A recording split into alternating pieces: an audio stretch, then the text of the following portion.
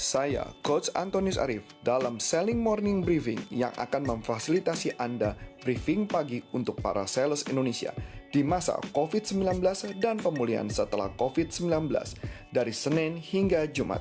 Saya adalah penulis buku NLP Highly Effective Selling, Persuasive Selling Magic, dan Selling Insight, serta buku Rahasia Menghancurkan Mental Block, serta Master Trainer Corpora Consulting yang bergerak di bidang selling dan leadership, dan juga YouTuber dengan channel Antonius Arif NLP Sales dan channel NLP Leadership Indonesia. Selamat mengikuti Sales Morning Briefing setiap pagi. Semangat pagi para sales-sales Indonesia. Pagi ini kita akan melakukan Sales Morning Briefing. Tapi sebelum kita melakukan Sales Morning Briefing, saya minta kepada Anda sebutkan 5 alasan kenapa Anda harus kaya. Sebutkan 5 alasan kenapa Anda harus kaya. Jika Anda sangat banyak mengucapkan alasannya, silakan Anda pause podcast kita kali ini. Sudah? Nah, kita mulai.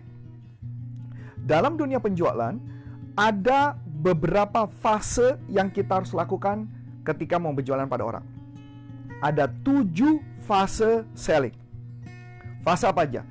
Fase yang pertama adalah prospecting fase. Yang kedua adalah uncovering needs.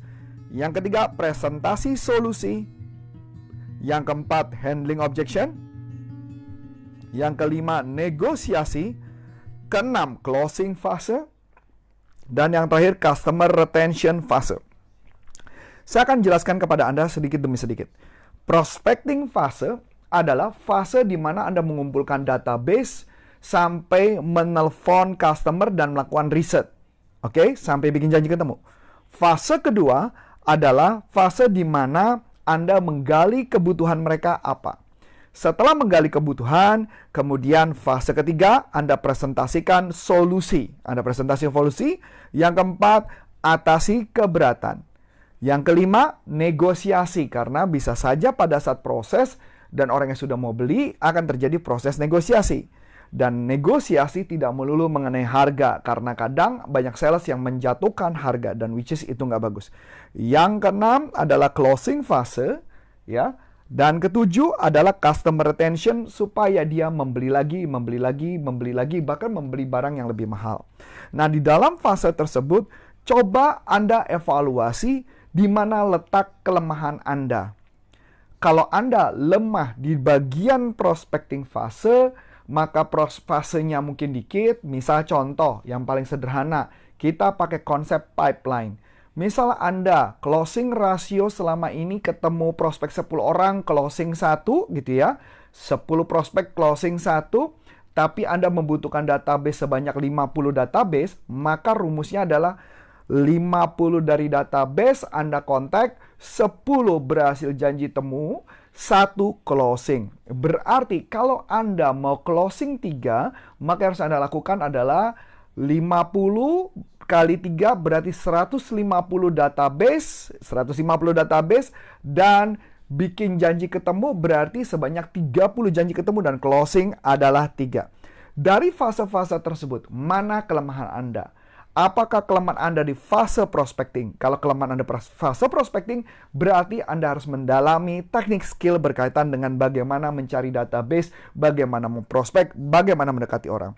Kalau Anda punya kelemahan membuat janji, berarti Anda juga masih kelemahan di fase prospecting. Tapi kalau Anda sudah berhasil ketemu, kemudian Anda jualan, dan Anda nggak bisa banyak berhasil closing, berarti Anda lemah di bagian fase uncovering needs dan fase presentasi dan mengatasi keberatan.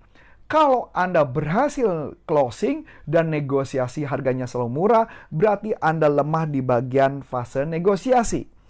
Kalau orang yang sudah beli dan tetapi ordernya tidak terlalu banyak, berarti kelemahan Anda adalah di customer retention, sehingga customer bisa membeli lagi. Nah, tugas kita hari ini adalah coba self-evaluasi di mana letak kelemahan Anda, sehingga kita bisa memperbaiki Anda supaya penjualannya bisa naik. Oke? Nah, sekarang saya minta kepada Anda, kita akan melakukan afirmasi. Silakan Anda angkat tangan kanan Anda ke atas dan pegang dada Anda dan katakan, Semua orang yang ketemu saya, percaya dengan saya. Semua orang yang ketemu saya, percaya dengan saya. Semua orang yang ketemu saya, percaya dengan saya. Tunjuk muka Anda, tunjuk muka dan katakan, dan itu adalah saya. Hu-ha! Jika Anda merasa bermanfaat, silakan Anda follow podcast saya dan di-share kepada teman-teman dan atasan Anda. Dan juga ikuti channel YouTube saya Antonius Arif NLP Sales dan NLP Leadership Indonesia, serta website saya www.antoniusarif.com.